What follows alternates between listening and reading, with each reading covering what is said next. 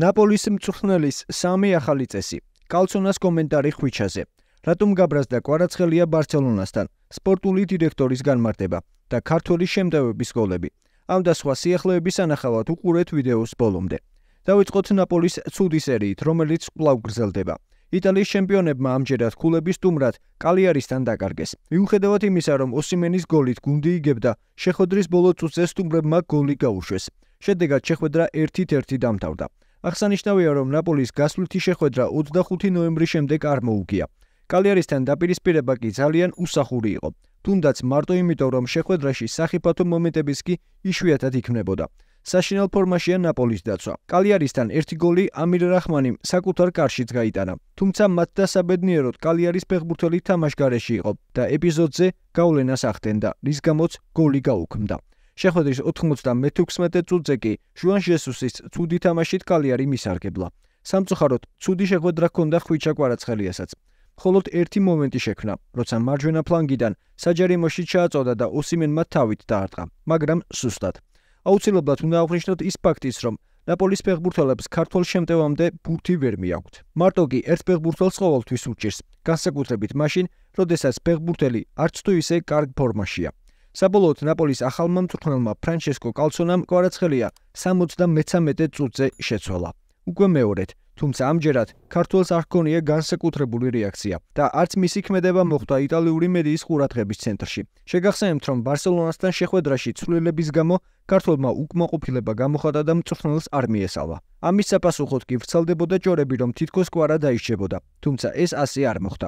უფრო მეტიც, ნაპოლის სპორტულმა დირექტორმა მაურო მელუზომ კალიარისთან შეხვედრის დაწყებამდე ისის განმარტა, თუ რატომ იყო კვარაცხელია გაბრაზებული.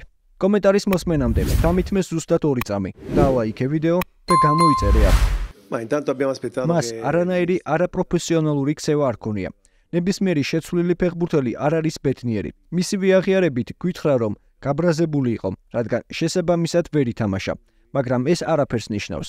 ეს ნებისმიერ დიდ ჩემპიონს შეიძლება დაემართოს.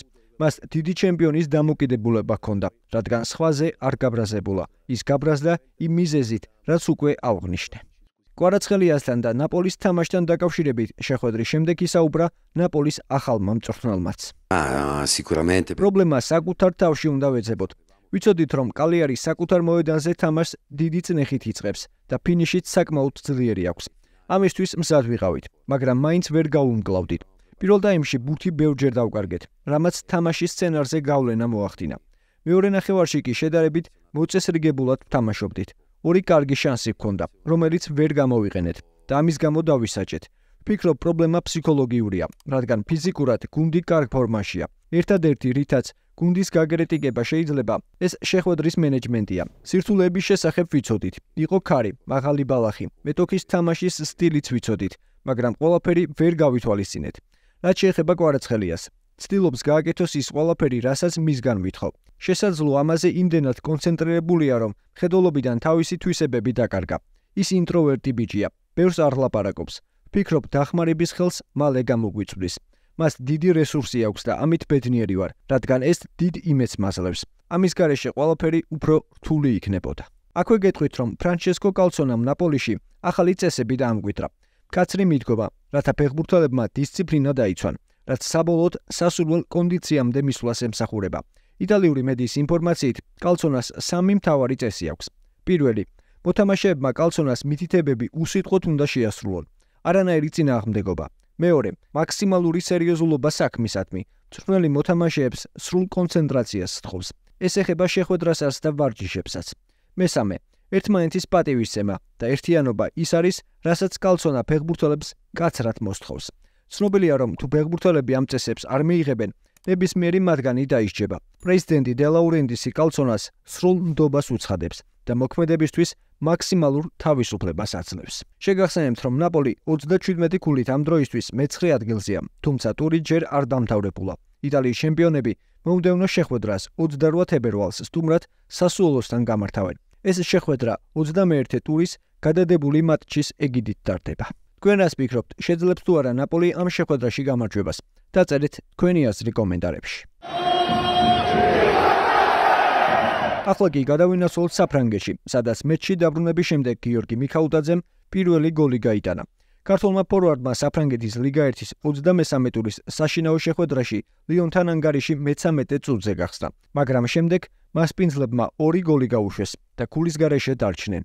რის გამოც კვლავ მძიმე მდგომარეობაში არიან. ლასლო ბოლონის გუნდმა ლიგა 1-ში ბოლო 10 თამაშიდან 9 წააგო და 1 ფრედ დაამთავრა. ამ შედეგით, რა თქმა უნდა, გულშემატკივრები კმაყოფილები არ არიან. უფრო მეტიც, მეცილიონის შეხვედრის დამთავრების შემდეგ ასამდე კომაგი მოედანზე შევარდა და ხელმძღვანელობისა და მწვრთნელების გადადგომა მოითხოვა, რის შემდეგაც გიორგი მიკაუტაძემ და ლასლო ბოლონიმ მედიასთან კომენტარი გააკეთეს. მის მათი ბოლოს 10 თამაშის წინ მოვიგეთ. რა თქმა უნდა, ისინი იმედგაცრუებულები არიან და ახლა უკვე იგივე გზნობა გვაქვს ჩვენც. ვცდილობთ მაქსიმუმი გავაკეთოთ, მაგრამ წარმატების მისაღწევად ცოტა გვაკლდება. იმედი მაქვს ყველაფერი უკეთესობისკენ სწრაფად შეიცვლება. მართალია, საქმე მოსალოდსად არ აქვთ, მაგრამ მათ მაქსიმუმი გააკეთეს, რაც შეეძლოთ. ზოგიერთებმა საკუთარ თავსაც აჯობეს, მაგრამ ეს საკმარისი მაინც არ აღმოჩნდა. შეგახსენებთ, რომ მეც ლიგა 1-ში ჩატარებულ 23 შეხვედრაში 17 ქულა აქვს და სატურნირო ცხრილში გასავარდ ზონაში მე-17 ადგილზეა. გიორგი მიკაუტაძის გუნდი მომდევნო ტურის შეხვედრას 3 მარტს სტუმრად უშუალო კონკურენტის ნანტის წინააღმდეგ ჩაატარებს და იმედია, რომ ამ შეხვედრაში შეძლებს ქართველი თავის გამოჩენას. მეორე ბუნდესლიგის 23 ტურში კი ბუდუ ზივზივაძემ მორიგი გოლი გაიტანა. მიუხედავად იმისა, რომ ბუდუს ტრავმა უმნიშვნელო იყო, ის ძირითად შემადგენლობაში მაინც არ იყო, მაგრამ ქართველი ფორვარდი მოედანზე 98 წუთზე შემოვიდა და 3 წუთში გოლი გაიტანა, თავური დარტყმით.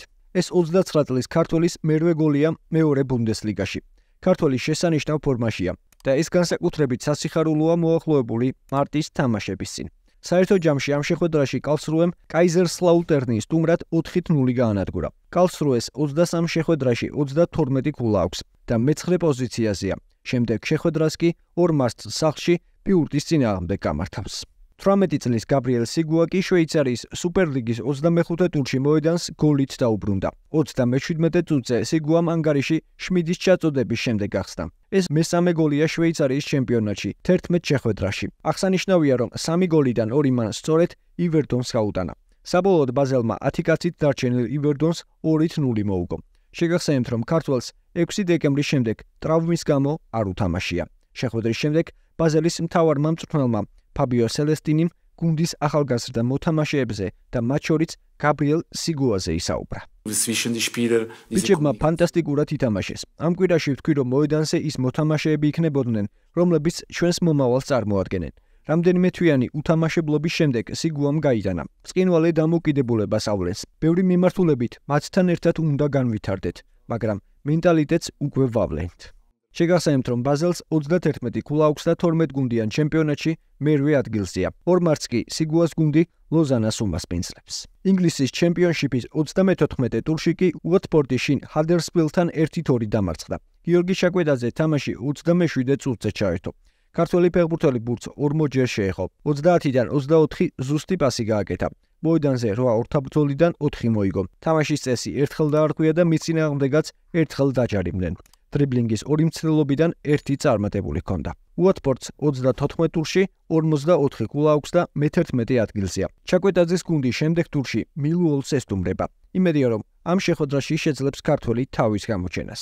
ახლა კი, თუ მოგეწონათ ვიდეო, დაალაიქეთ და გამოიწერეთ არხი, რომ არ გამოგრჩეთ შემდგომი სიახლეები. და ეს არის კრისტალბეთ ეროვნული ლიგის თამაშებს და უგულშემატკივრე ქართულ ფეხბურთს.